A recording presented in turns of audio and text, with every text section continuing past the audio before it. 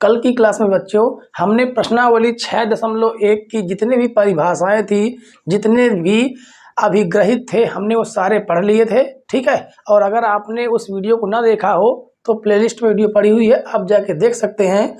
क्योंकि जब तक आपको उनकी परिभाषाएं, उनके अभिग्रहित, उनके नियम नहीं पता होंगे तब तक आप इस प्रश्नावली को नहीं लगा सकते। ठीक है, तो देखिए आज हम सॉल्व करेंगे अपग्रहित 6.1 के सहायता से प्रमेय। ठीक है, तो देखिए अभिग्रहित क्या है। यदि एक किरण एक रेखा पर खड़ी हो तो इस प्रकार बने दो आसन्न कोणों का योग 180 अंश होता है। अब प्रमेय क्या है, यदि दो रेखाएं परस्पर प्रतिच्छेद करती हैं तो शीर्षाभिमुख कोण बराबर होते हैं। ठीक है, तो एक बात हम आपको बता दें, अभिग्रहित और प्रमेय में क्या अंतर है। अभिग्रहित जो होती है वो हमें सिद्ध करने की जरूरत नहीं होती है, वो 100% सत्य मानी जाती है। ठीक है, और प्रमेय हमें सिद्ध करके दिखाना होता है। तो हम इसकी सहायता से क्या सिद्ध करेंगे कि शीर्षाभिमुख कोण बराबर होते हैं। शीर्षाभिमुख कोण का मतलब होता है आमने सामने के कोण। ये वाले कोण और ये सामने वाला कोण आपस में बराबर होगा, और ये वाला कोण और ये कोण आपस में क्या होंगे, बराबर होंगे। ठीक है, तो सबसे पहले हम क्या लिखेंगे, इसे हम प्रॉपर वे से सॉल्व करते हैं, मतलब सिस्टम तरीके से, कि सबसे पहले लिखेंगे दिया है। ठीक है, दिया है। अब दिया क्या है, दिया ये है कि दो रेखाएं परस्पर प्रतिच्छेद करती हैं। कहां पर, देखिए बिंदु ओ पर। ठीक है, तो लिखेंगे दो रेखाएं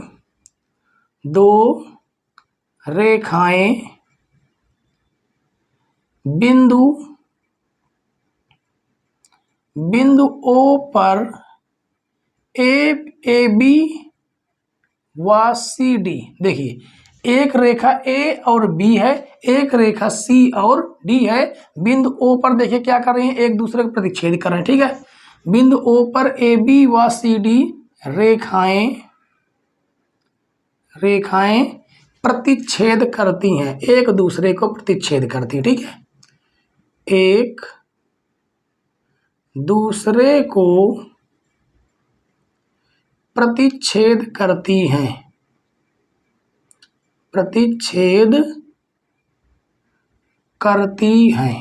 ठीक है, अब क्या लिखेंगे, अब लिखेंगे सिद्ध करना है।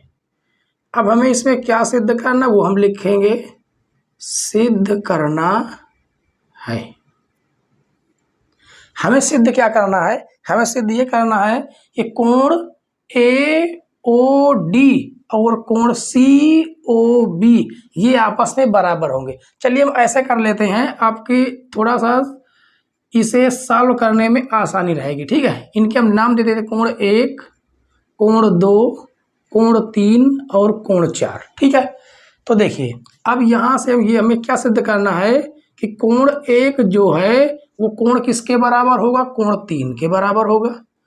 ठीक है, और कोण 2 जो है वो कोण किसके बराबर होगा, कोण 4 के बराबर होगा। ठीक, हमें ये सिद्ध करना है। अब हम क्या करेंगे, अब हम सिद्ध करेंगे, सिद्ध। ठीक, अब देखिए यहां पर हम अभिग्रहित पढ़ लीजिए। यदि एक किरण एक रेखा पर, एक किरण, ये जो क्या है, किरण एक रेखा पर खड़ी हो तो इस प्रकार बने दो आसन्न कोणों का योग 180 अंश होता है। इस प्रमेय को हम दूसरे शब्दों में रैखिक युग्म क्या कहेंगे, इसे हम कह सकते हैं रैखिक युग्म अभिग्रहित।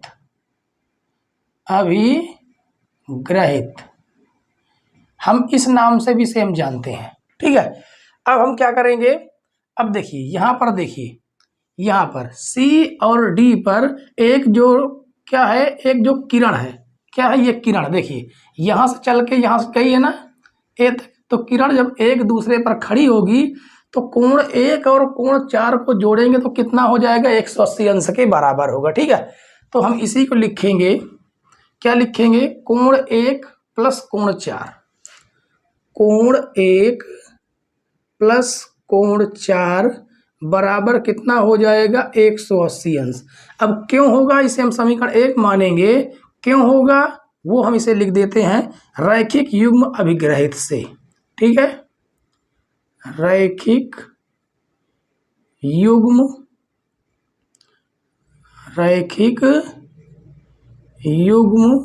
अभिग्रहित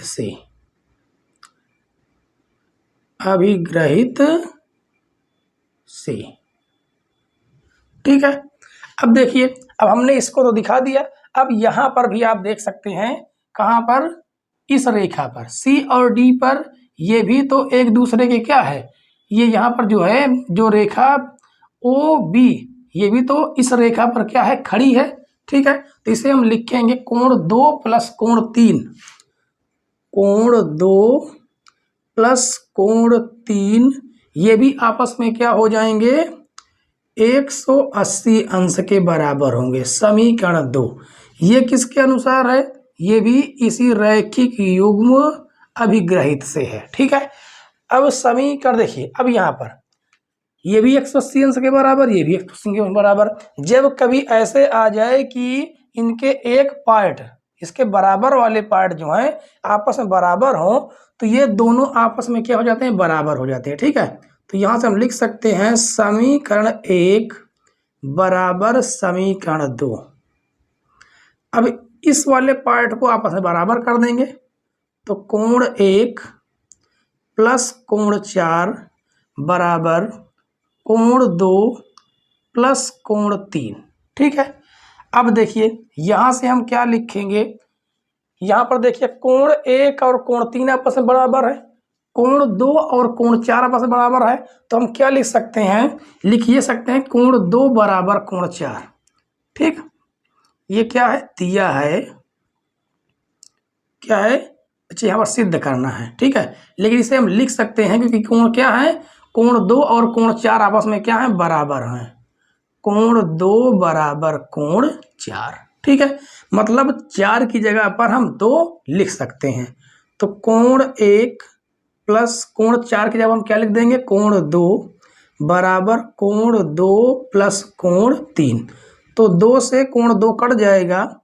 ठीक है, और यहाँ पर आ जाएगा कोण 1 बराबर कोण 3। अब हमें क्या करना था, यही सिद्ध करना था। देखिए कोण 1 बराबर कोण 3, शीर्षाभिमुख कोण जो है, आमने सामने जो कोण है वो आपस में क्या आ गए, बराबर आ गए। ठीक है, अब हमें इसे सिद्ध करने की जरूरत नहीं है, तो हम क्या लिखेंगे, इसी प्रकार कोण 2 बराबर कोण 4 होगा। ठीक है, तो ये आपकी प्रमेय 6.1 हमने इसलिए सिद्ध करवाया है क्योंकि इसके माध्यम से हमारे ढेर सारे सवाल सॉल्व होने वाले हैं। ठीक है, तो आशा करते हैं दोस्तों ये पूरी प्रमेय आपको समझ में आ गई होगी। आप दोबारा समझ लीजिए कि कोण शीर्षाभिमुख कोण का मतलब आमने सामने के कोण आपस में क्या होते हैं, बराबर होते हैं। कहने का मतलब यह है कि कोण 1 बराबर कोण 3 के बराबर होगा। क्या होगा, कोण 1 के बराबर कोण कौन हो जाएगा 3, और कोण 2 के बराबर हो जाएगा कोण 4। ठीक है, इस बात को आप ध्यान में रखिएगा। आइए बच्चों, अब अगला क्वेश्चन देखते हैं। प्रश्न नंबर 1, दी गई आकृति में रेखाएं AB और CD बिंदु O पर प्रतिच्छेद करती हैं। यदि कोण AOC कहां पर दिया हुआ है, AOC प्लस कोण BOE कहां पर दिया है, BOE, तो ये कौन सा कोण, ये वाला कोण और ये वाला कोण। ठीक है, बराबर कितना है, 70 है, और कोण BOD बराबर कौन सा, BOD बराबर 40 अंश है, तो कोण BOE कौन सा, BO और कौन सा है, BOE, यहाँ पर दिया हुआ है BOE। ठीक है, BOE और प्रतिवर्ती COE ये हमें क्या करना है, ज्ञात करना है। ठीक है, सबसे पहले आप ये जान लीजिए कि जिस कोण को हमें बताना होता है उसे हम बीच में रखते हैं। जैसे मान लो हमें इस कोण को बताना है, कौन सा, ये वाला कोण, तो इसे हम लिख सकते हैं BOC, ऐसे कोण AOC। जो बीच वाला होता है उसी कोण को हम रिप्रेजेंट करते हैं, ठीक है। इसको हम ऐसे भी लिख सकते हैं COA, COA। ये वाले इधर उधर हो सकते हैं, लेकिन जो जिस कोण को हम बताएंगे उस कोण को हम बीच में ही रखेंगे, ठीक है। तो बस इतना ही आपको हमें बताना था। अब देखते हैं अगला क्वेश्चन, ठीक है। देखिए पहला क्या लिखा हुआ है, लिखा हुआ है सबसे पहले हम क्या लिखेंगे, लिखेंगे दिया है। इसको हम सिस्टम ढंग से करते हैं, ठीक है, सिस्टमेटिक ढंग से इसे हम सॉल्व करते हैं। दिया है, क्या क्या दिया हुआ है, दिया है कोण AOC प्लस कोण BOE, ये कितना दिया हुआ है, 70 अंश दिया हुआ है, ठीक है। और क्या दिया हुआ है, कोण BOD, ये कितना दिया हुआ, 40 अंश दिया हुआ है, ठीक है। BOD कहाँ पर दिया है, ये BOD, ये 40 अंश दिया है, ठीक है। अब हमें क्या करना है, हल क्या करना है, ज्ञात क्या करना है, तो लिखेंगे ज्ञात करना है, ज्ञात करना है। क्या ज्ञात करना है, देखिए हमें ज्ञात करना है कोण BOE, हमें इसे ज्ञात करना है। BOE देख लेते कहाँ पर है, BOE मतलब इस वाले कोण को हमें ज्ञात करना है, ठीक है। और क्या ज्ञात करना है, प्रतिवर्ती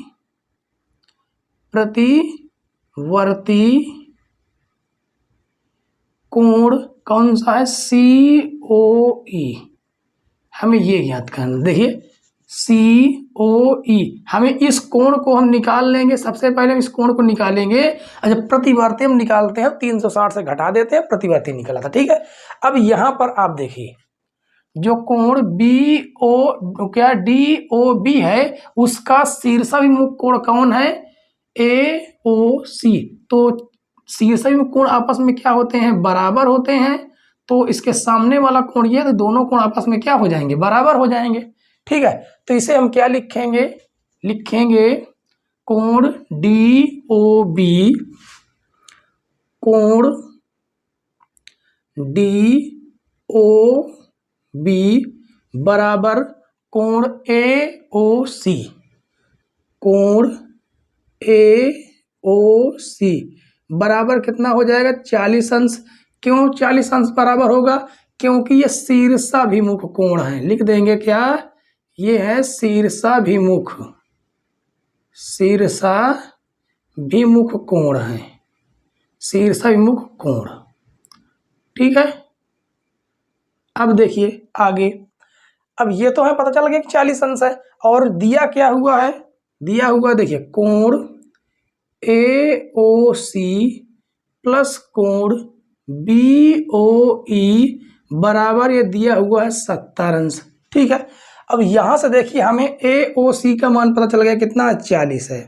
तो ये हो जाएगा 40 अंश प्लस कोण BOE बराबर कितना दिया हुआ, 70 दिया हुआ, 70 अंश। और ये धन से कहाँ जाएगा, ऋण में जाएगा। तो कोण BOE बराबर 70 अंश माइनस 40 अंश, तो घटा देंगे कितना आ जाएगा, 30 अंश।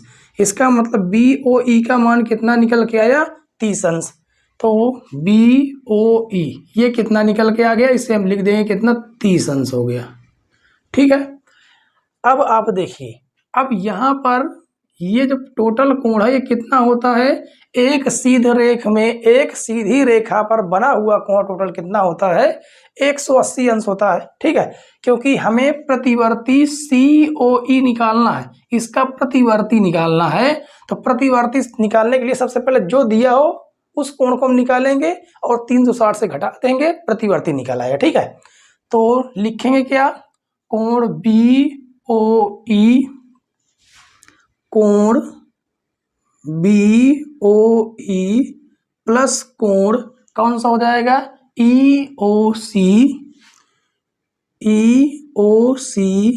प्लस कोण COA या AOC, ठीक है। कोण AOC टोटल कितना हो जाएगा 180 अंश। क्यों हो जाएगा 180 अंश? ये रैखिक युग्म अभिग्रहित से हो जाएगा। ठीक है, रैखिक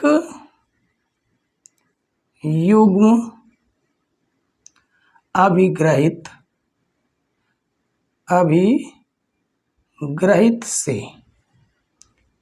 ठीक, अब उसके बाद देखिए इन सभी का मान हमें पता है। BOE का मान देखिए, किसका मान BOE, ये निकल के आया। BOE का मान कितना निकल के आया 30 निकल गया, 30 अंश प्लस EOC का हमें निकालना ही है। अच्छा COE लिखा है, हम ऐसे भी लिख सकते हैं। ठीक है, COE हम लिखेंगे, देखिए क्या लिखेंगे COE। इससे कोई दिक्कत नहीं होगी, चाहे हम EOC लिखें चाहे COE लिखें। ठीक है, तो COE प्लस ये कितना दिया हुआ है AOC 40 अंश दिया हुआ है। ठीक है, और बराबर में कितना दिया हुआ है 180 अंश। अब यहाँ से 30 और 40 कितने हो जाएंगे 70 अंश हो जाएंगे। 70 अंश प्लस कोण COE बराबर 180 अंश, तो कोण COE बराबर आ जाए कितना 180 माइनस कर देंगे 70, तो कितना हो गया आ गया 110। ये COE का मान है और हमें निकालना है क्या प्रतिवर्ती COE। तो लिख देंगे प्रतिवर्ती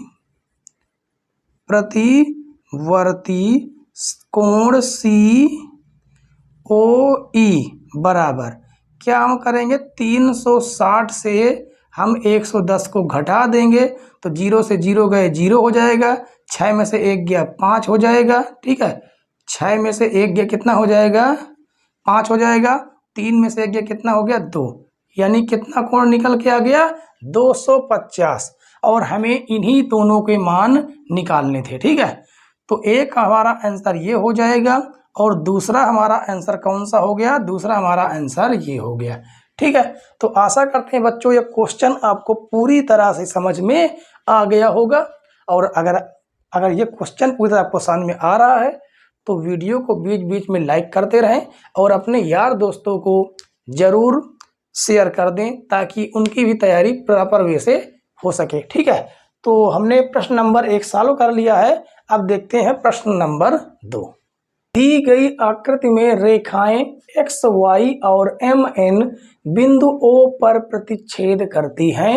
यदि कोण POY बराबर 90 अंश और A/B बराबर 2/3 हो तो C ज्ञात कीजिए। ठीक है, अब सबसे पहले आप समझ लीजिए दिया क्या है।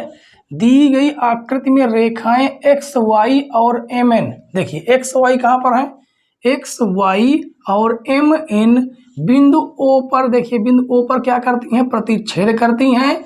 यदि POY बराबर 90, POY ये कोण कितना दिया हुआ है 90 अंश दिया है, और A/B मतलब यहाँ पर A है यहाँ पर B है, उनका अनुपात कितना दिया 2/3 हो तो C का मान, इसका मान पूछा, किसका, इसका मान पूछा है। ठीक है, तो सबसे पहले हम क्या लिखेंगे, दिया है, क्या दिया हुआ है देख लीजिए, दिया है। ठीक है, सबसे पहले दिया हुआ है कोण POY बराबर कितना दिया हुआ 90 अंश, और क्या दिया है A/B बराबर दिया है 2/3। ठीक है, तो हम इसे क्या करेंगे, हम लिख लेंगे माना A बराबर हम क्या लिख लेंगे 2x और B बराबर हम क्या लिखेंगे 3x। ठीक है, जब कभी भी हम अनुपात से बाहर निकालेंगे तो इनके साथ में हम क्या कर देंगे x जोड़ देंगे। ठीक है, अब देखिए अब हम क्या करेंगे, देखिए ये जो है XY इसमें जितने भी कोण बने हुए सब एक ही रेखा पर बने हुए हैं। ठीक, और आपको पता है टोटल जब एक रेखा में बने हुए जितने भी कोण होते हैं उनका योग कितना होता है 180 अंश होता है। ठीक है, तो हम क्या लिखेंगे POY कोण POY प्लस कोण MOP कोण एम ओ पी प्लस कोण M O X M O X. ठीक है, हमने इन तीनों कोणों को जोड़ दिया। किसको? एक कोण इसे, ये वाला कोण और ये वाला कोण, टोटल कोण जोड़ेंगे तो किसके बराबर होगा? 180 के बराबर होगा। अब 180 अंश के बराबर क्यों होगा? रैखिक युग्म अभिग्रहित से। ठीक है, क्या लिखेंगे? रैखिक युग्म अभिग्रहित से, अभिग्रहित से। ठीक है, हमने आपको बताया कि रैखिक युग्म अभिग्रहित क्या होता है। ठीक है, अब देखिए, या ये भी लिख सकते हैं कि सरल रेखा में बने सभी कोणों का योगफल 180 अंश होता है। ठीक है, अब देखिए पी ओ वाई, यहां पर देखिए पी ओ वाई का मान कितना दिया हुआ? 90 अंश दिया हुआ है, प्लस एम ओ पी कितना है? ए है, प्लस कोण एम ओ सी कितना दिया हुआ है? यहाँ पर दिया हुआ है बी, और बराबर कितना हो जाएगा? 180 अंश। ठीक है, तो देखिए 90, अब देखिए 90 जो है धन से कहाँ चला जाएगा? ऋण में चला जाएगा।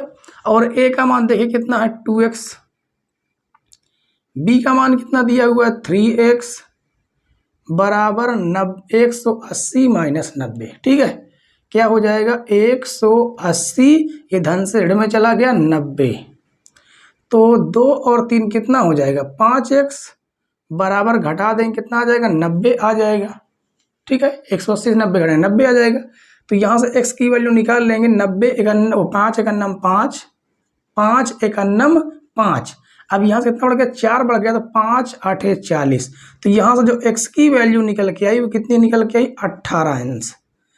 तो हम क्या करेंगे? सबसे पहले a और b का मान निकाल लेते हैं। ठीक है, तो a का मान देखिए क्या निकल आया, लिखेंगे 2 गुणे x की जगह पर क्या लिख देंगे? 18 लिख देंगे यहाँ पर x की जगह पर। तो 18 दूनी कितना आ गया? 36 अंश आ गया। और b का मान देखिए, तो वहाँ पर है 3x, x के 18, तो 18 त्रिक का कितना हो जाएगा? 54 अंश हो जाएगा। तो हमें a और b के मान तो निकालने नहीं थे, हमें मान निकालना सी पर।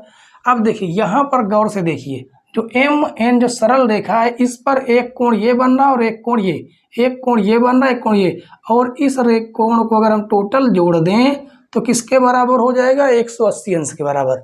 मतलब कोण बी और कोण सी जोड़ेंगे तो 180 अंश के बराबर होगा। ठीक है, तो देखते हैं क्या लिखेंगे। लिखेंगे एम ओ यक्स कोण एम ओ यक्स प्लस कोण क्या लिखेंगे? X O N. क्या हो जाएगा? एक्स ओ एन, ये वाला कोण एक्स ओ एन। ठीक है, तो बराबर कितना हो जाएगा? 180 अंश। क्यों 180 अंश होगा? एक रेखा पर बने सभी कोणों का योगफल 180 अंश होता है, और उसे हम क्या कहते हैं? रैखिक युग्म अभिग्रहित से। रैखिक युग्म अभिग्रहित, रैखिक युग्म अभिग्रहित से। ठीक है, अब देखिए एम ओ एक्स, जो एम ओ एक्स है वो किसका कितना मान है? बी के बराबर। और बी का मान किसके बराबर है? देखिए बी का मान कितना? 54 अंश है। इसका मान हमने क्या निकाल लिया है? 54 अंश। और इसका मान हमने क्या निकाल लिया है? 18 अंश। ठीक है, तो इसको हम क्या लिख देंगे? 54 अंश प्लस कोण एक्स ओ एन बराबर हो जाएगा 180 अंश। और ये धन से कहाँ चला जाएगा? ऋण में चला जाएगा। और देखिए यहाँ पर एक बात थोड़ा गौर दीजिए, एक्स ओ एन किसके बराबर है? सी के बराबर है। किसके बराबर? सी के बराबर। तो हो जाएगा 180 माइनस 54। तो इसको हम घटाएंगे तो देखिए 10 में से 4 गया कितना बच गया? 6 बच गया। ये बच गया कितना बच गया? 7। 7 में से 5 गया कितना बच गया? 2 बच गया। और ये बच गया 1, यानी कि कितना आ जाएगा? कोण सी का मान 126 अंश आ जाएगा। ठीक है, और यही हमारा क्या हो जाएगा? आंसर हो जाएगा। तो आपका क्वेश्चन नंबर 2 पूरी तरह से साल हो गया। अब देखिए बच्चों क्वेश्चन नंबर 3। क्वेश्चन नंबर क्या 3 कहता है, दी गई आकृति में, ये जो आकृति दी हुई है, यदि कोण पी क्यू आर, कहाँ पर दिया है, पी क्यू आर, इस कोण के बारे में कहा जा रहा है, इस कोण के बारे में, ठीक है। और क्या है, बराबर है कोण पी आर क्यू, इस कोण के बारे में कहा जा रहा है कि ये दोनों कोण आपस में क्या हैं, ये दोनों कोण आपस में बराबर हैं, ठीक है। तो सिद्ध कीजिए कि कोण पी क्यू एस, इस वाले कोण के बारे में कहा जा रहा है, इस वाले कोण के बारे में कहा जा रहा है पी आर टी, ये वाले दोनों कोण आपस में क्या हैं, बराबर हैं। कौन से, ये दोनों कोण आपस में बराबर दिया है। यदि ये दोनों कोण आपस में बराबर हैं तो ये दोनों कोण भी आपस में क्या होंगे, बराबर होंगे, ठीक है। अब देखिए सबसे पहले हम लिखेंगे दिया है, अब क्या दिया हुआ है, देखिए ये दिया हुआ है, दिया है कोण पी क्यू आर बराबर कोण पी आर क्यू, ठीक है। और सिद्ध क्या करना है, लिखेंगे सिद्ध करना है,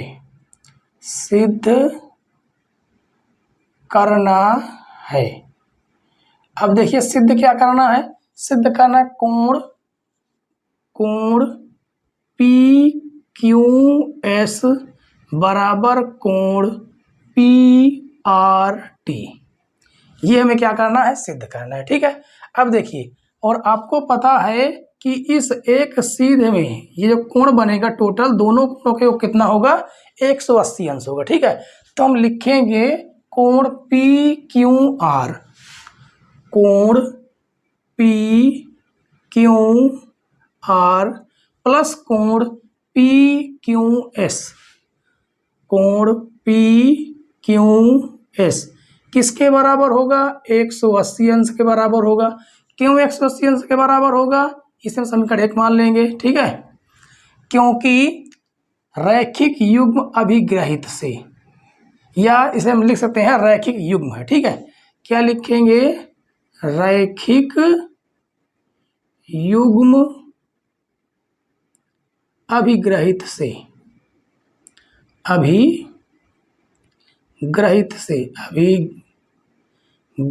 ठीक है, अभिग्रहित से। और आगे देखिए, अब इसको दिखा देते हैं, ये वाला जो होगा इन दोनों कोणों का योगफल कितना होगा, 180 अंश बड़ा होगा। तो लिखें कोण पी आर क्यू, कोण पी आर क्यू बराबर कोण पी आर टी प्लस, यहाँ पर क्या होगा प्लस, क्योंकि इन दोनों कोणों का योग कितना होगा, 180 अंश होगा, पी आर टी, कोण पी आर टी बराबर कितना हो जाएगा, 180 अंश। इसे हम क्या मान देंगे, समीकरण 2 मान देंगे। क्यों 180 अंश होगा, रैखिक युग्म अभिग्रहित से, ठीक है। अब देखिए दोनों कोण आपस में क्या है, बराबर है। तो हम लिखेंगे समीकरण 1 बराबर समीकरण 2, दोनों को आपस में क्या कर देंगे, बराबर कर देंगे। देखिए कोण पी क्यू आर प्लस कोण पी क्यू एस बराबर कोण पी आर क्यू प्लस कोण पी आर टी, ठीक है। अब यहाँ पर गौर से देखिए, ये यहाँ पर क्या, यहाँ पर सिद्ध करना, ये यहाँ पर लिखा हुआ क्या लिखा है, पी क्यू आर बराबर है पी आर क्यू के। पी क्यू आर जो है किसके बराबर है, पी आर क्यू के। इसका मतलब यहाँ पर हम क्या लिख सकते हैं, कोण पी क्यू आर की जगह पर हम लिख देंगे पी आर क्यू प्लस कोण पी क्यू एस बराबर क्या हो जाएगा, यहाँ पर हमें सिद्ध क्या करना है, अच्छा ठीक है आगे देखते हैं।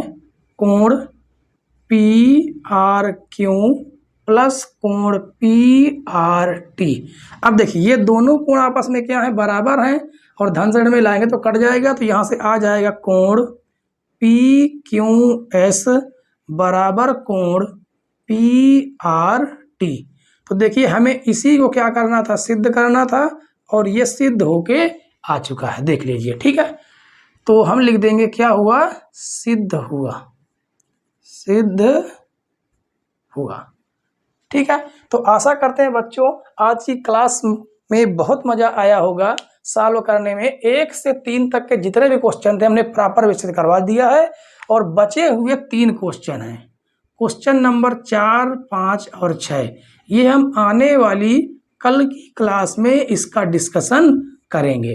ठीक है बच्चों, तो आशा करते हैं ये सारे क्वेश्चन आपके दिल और दिमाग में अच्छे से छप गए होंगे, और आपको वीडियो अच्छी लगी हो तो वीडियो को लाइक करें, चैनल पर नए हो तो चैनल को सब्सक्राइब कर लें, बेल आइकन प्रेस कर लें ताकि नई नई वीडियो की नोटिफिकेशन आप तक पहुंचती रहे। वीडियो देखने के लिए धन्यवाद दोस्तों, जय हिंद।